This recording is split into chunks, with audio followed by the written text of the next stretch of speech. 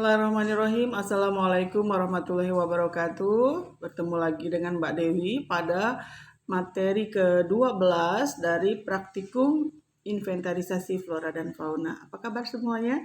Sehat walafiat ya. Mudah-mudahan di rumah dalam keadaan selalu fit, bugar ya. Jangan lupa tingkatkan imunitas dengan selalu bahagia. Cie-cie. Ya, materi kita hari ini berjudul tentang Rapid Biodiversity Assessment. Rapid Biodiversity Assessment ya, atau RBA. RBA. Apa itu RBA ya, atau Rapid Biodiversity Assessment? Adalah suatu proses penilaian potensi keanekaragaman hayati secara cepat. Kata kuncinya adalah cepat ya. Di petak-petak prioritas rendah dan prioritas sedang yang masuk dalam kategori ya yang perlu ditindaklanjuti. Jadi dia bukan yang prioritas tinggi ya. Dia yang prioritasnya rendah dan sedang, ini bisa menggunakan metode RBA ya. Prosesnya tetap harus hati-hati ya. Ada tidaknya populasi habitat itu menjadi prioritas dengan menggunakan metode RBA ini ya. Yang diutamakan lagi adalah apakah di lokasi tersebut ada habitat atau spesies tertentu yang belum pernah ditemukan, seperti itu. Bagaimana prosedur RBA? Ya, tahapannya pengamatan flora di area tertentu. Ya, kemudian pengambilan data floranya dilakukan dengan cepat. Jadi tidak menggunakan petak ukur sama sekali, tetapi dengan melihat, berjalan terus, kemudian mencatat ya. Kemudian dilakukan analisis ya. Kemudian dilakukan konsultasi kepada pihak pemangku kebijakan. Jadi begitu data sudah diperoleh dari lapangan dengan melakukan secara RBA ini, maka data tersebut dianalisis secara cepat pula, kemudian dikonsultasikan apakah benar seperti ini. Oh tidak, misalnya jawab dari pemangku kebijakan, maka kita harus cek and recheck lagi ke lapangan.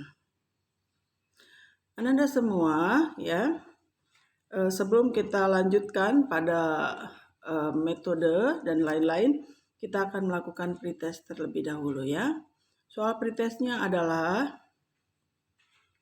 apa kepanjangan RBA dan apa definisi RBA. Baik, itu soal pretestnya. Kemudian metode yang akan kita lakukan pada hari ini adalah metode RBA ya.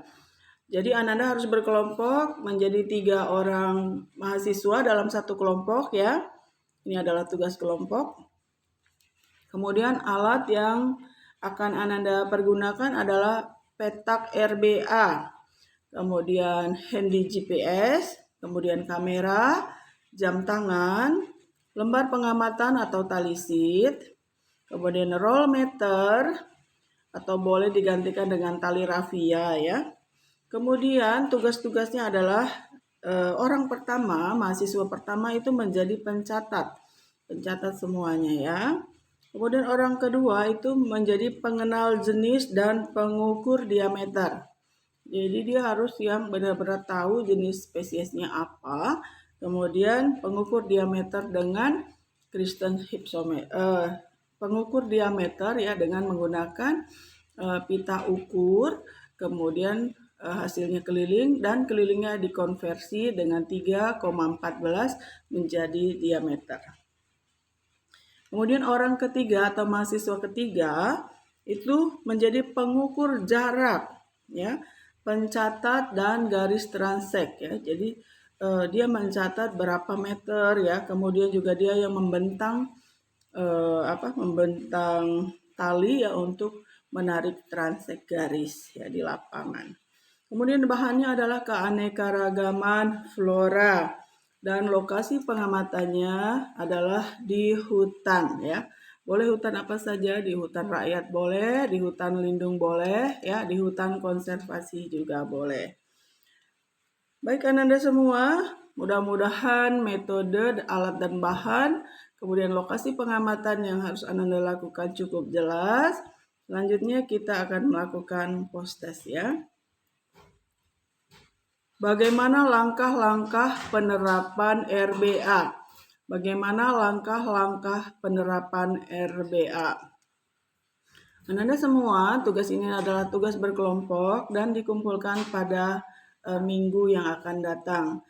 Jangan lupa pengumpulannya minggu yang akan datang dan kita mempersiapkan PowerPoint ya, PowerPoint untuk pada pertemuan selanjutnya kita akan melihat PowerPoint-mu dan menilai PowerPoint-mu ya.